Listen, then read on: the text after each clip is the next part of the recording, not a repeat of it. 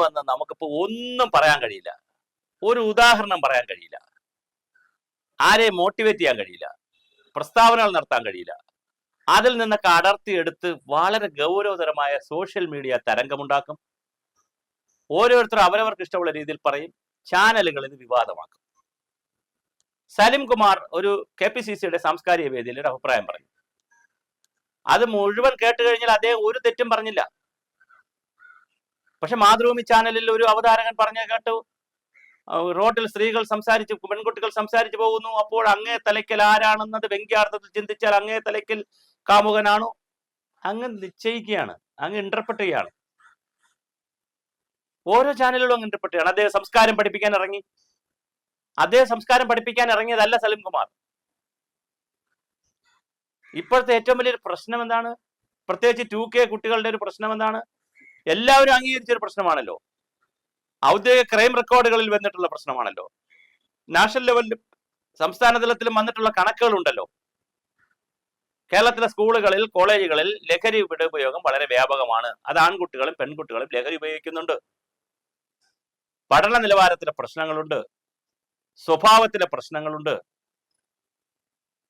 കഴിഞ്ഞ 4 മാസക്കാലം, ഈ 2025 ജനുവരി 1 മുതലുള്ള 3-4 മാസം എടുത്താൽ തന്നെ 10-30ഓളം കൊലപാതകങ്ങൾ നടന്നു, ആക്രമണങ്ങൾ നടന്നു, വയലൻസുകൾ ഉണ്ടായി. അതെല്ലാം ചെറുപ്പക്കാരാണ് ചെയ്തിരിക്കുന്നത്. അവരെല്ലാം ലഹരിക്ക് അടിമപ്പെട്ടവരാണ്, മദ്യം ഉപയോഗിച്ചിരുന്നവരാണ്. ഇതെങ്ങനെ സംഭവിച്ചു കേരളത്തിൽ എന്നുള്ളതിനെ സംബന്ധിക്കുന്ന കാര്യങ്ങളാണ് സലിം കുമാർ പറഞ്ഞത്. പറയണ്ടേ? സലിം കുമാറിനെ പോലുള്ളവർ അത് ചൂണ്ടിക്കാണിക്കണ്ടേ? കലാകാരന്റെ ഒരു ധർമ്മം കൂടിയല്ലേ അത്. അപ്പോൾ സലിം കുമാർ സംസ്കാരം പഠിപ്പിക്കാൻ ഇറങ്ങി. യവനാരുടെ സംസ്കാരം പഠിപ്പിക്കാൻ? റോഡിലൂടെ നോക്കിയപ്പോൾ എന്തിനാണ് അവൻ പെൺകുട്ടികളെ നോക്കിപ്പോയത്? അയാൾ ഉദാഹരണമല്ലേ പറഞ്ഞത്? ആനയോളം വലിപ്പം എന്ന് പറഞ്ഞാൽ ആന എന്നാണോ അർത്ഥം? കടലും കടലാടി എന്ന് പറഞ്ഞാൽ രണ്ടിലും കട എന്ന് കിടക്കുന്നത് രണ്ടും ഒന്നാണോ? ഒന്നുമല്ലല്ലോ.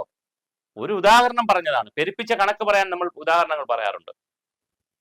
എപ്പോഴും സമൂഹത്തിൽ പ്രസംഗിക്കുമ്പോൾ അവരിൽ ആവേശമുണ്ടാക്കുന്നതിനും അവരിൽ എന്തൂസിയാസം ഉണ്ടാക്കുന്നതിനും മോട്ടിവേഷൻ ഉണ്ടാക്കുന്നതിനും പലപ്പോഴും കണക്കുകളൊക്കെ നമ്മൾ പെരുപ്പിച്ച് പറയും, ഉപമകൾ പറയും.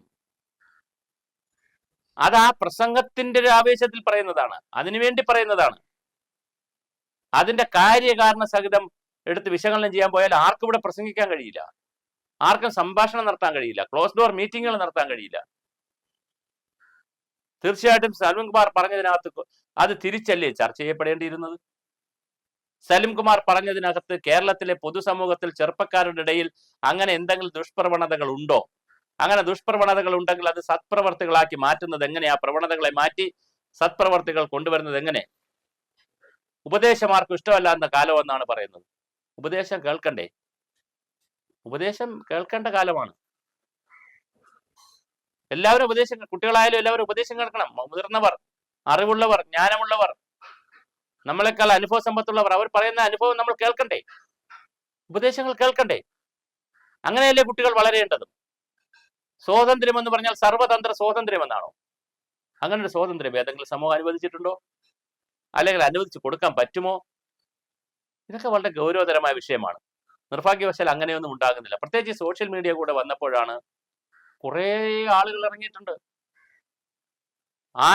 ആരോടും ഒന്നും പറയാൻ പാടില്ല, ഉപദേശിക്കാൻ പാടില്ല, നിർദ്ദേശിക്കാൻ പാടില്ല, മറ്റയാളുടെ കുഴപ്പം പറയാൻ പാടില്ല, സമൂഹത്തിലെ കുഴപ്പം പറയാൻ പാടില്ല, കാണുന്നത് പറയാൻ പാടില്ല, ഒന്ന് എക്സാജറേറ്റ് ചെയ്ത് പറയാൻ പാടില്ല. ഇതെന്ത് നാടാണ്? ചില കാര്യങ്ങൾ, ആ കാര്യത്തിന്റെ ഗൗരവം ജനങ്ങൾക്ക് ഉൾക്കൊള്ളാൻ വേണ്ടി, അതിന്റെ ഇന്റൻസിറ്റി കൂട്ടാൻ വേണ്ടി, അതിന്റെ ഒരു ഗ്രാവിറ്റി കൂട്ടാൻ വേണ്ടി ചിലപ്പോൾ പർവ്വതീകരിച്ച് പറയും. ആ പർവ്വതീകരിച്ച് പറയുന്നതിലൂടെ ആളുകൾക്ക് അതിന്റെ ഗ്രാവിറ്റി മനസ്സിലാവും. അല്ല ആളുകൾ ഇത് എണ്ണം എടുക്കുമോ? ഇപ്പൊ സലിം കുമാർ തിരുവനന്തപുരത്ത് നിന്ന് തൃശ്ശൂർ വരെ പോകുന്ന, അല്ലെങ്കിൽ ഏതെങ്കിലും ഒരു ദീർഘദൂര യാത്ര പോകുമ്പോൾ എണ്ണി പോയത് എത്ര പെൺകുട്ടികൾ ഫോൺ വെച്ചുകൊണ്ട് പോയി, ഏത് ടൈപ്പ് ഫോണാണെന്നൊക്കെ എണ്ണി പോയതാണോ? അല്ല, ആലങ്കാരികമായി പറയുന്നതാണ്. ആലങ്കാരികമായി പറയുമ്പോൾ അതിൻ്റെ ഒരു ഇന്റൻസിറ്റി കൂട്ടാൻ വേണ്ടി പറയുമ്പോൾ, അതിൻ്റെ ഒരു തീവ്രതയിൽ പറയുമ്പോൾ അതിന്റെ കാര്യത്തിന്റെ കാരണവും അതിന്റെ ഒരു ഗ്രാവിറ്റിയും ജനങ്ങൾക്ക് മനസ്സിലാവും. ഓ, ഇങ്ങനെ ഒരു പ്രശ്നമുണ്ട്, ലൈറ്റായിട്ട് പറയുന്നതിനേക്കാൾ കുറച്ചൊരു ബോൾഡായിട്ട് പറയുമ്പോൾ അതിനാണ് പ്രാസംഗികർ അങ്ങനെ പറയുന്നത്. പക്ഷെ അതിനെയൊക്കെ വളരെ മോശമായി ചിത്രീകരിച്ച് ആ വ്യക്തിയെ തന്നെ അധിക്ഷേപിച്ചുകൊണ്ട് ഏത് കാലത്തിലേക്കാണ് നാം പോകുന്നത്? എന്താണ് നമ്മുടെ ലക്ഷ്യം? സ്വാതന്ത്ര്യം കിട്ടിയാൽ ഇങ്ങനെയാണോ സംവിധാനങ്ങൾ ഉപയോഗിക്കുന്നത്? മത്സരിക്കാം, റേറ്റ് കൂട്ടാം. റേറ്റൊക്കെ കൂട്ടണം. വളരെ പ്രമുഖനായ ഒരു ചാനലിലെ ഒരു റിപ്പോർട്ടർ, ന്യൂസ് റീഡർ ഈ അടുത്ത ദിവസം ഒരു സ്വകാര്യ ഇന്റർവ്യൂവിൽ പറയുന്നുണ്ട്, കാര്യമൊക്കെ ശരി തന്നെ മാഷേ, ഞങ്ങൾക്ക് ശമ്പളം കിട്ടണം, നല്ല ശമ്പളം കിട്ടണം. ശമ്പളം കിട്ടണമെങ്കിൽ കാശ് വേണം, കാശ് വേണമെങ്കിൽ റേറ്റ് ഉണ്ടാവണം, റേറ്റ് കൂടി വരണമെങ്കിൽ, റേറ്റ് ഉയരണമെങ്കിൽ പരസ്യം വേണം.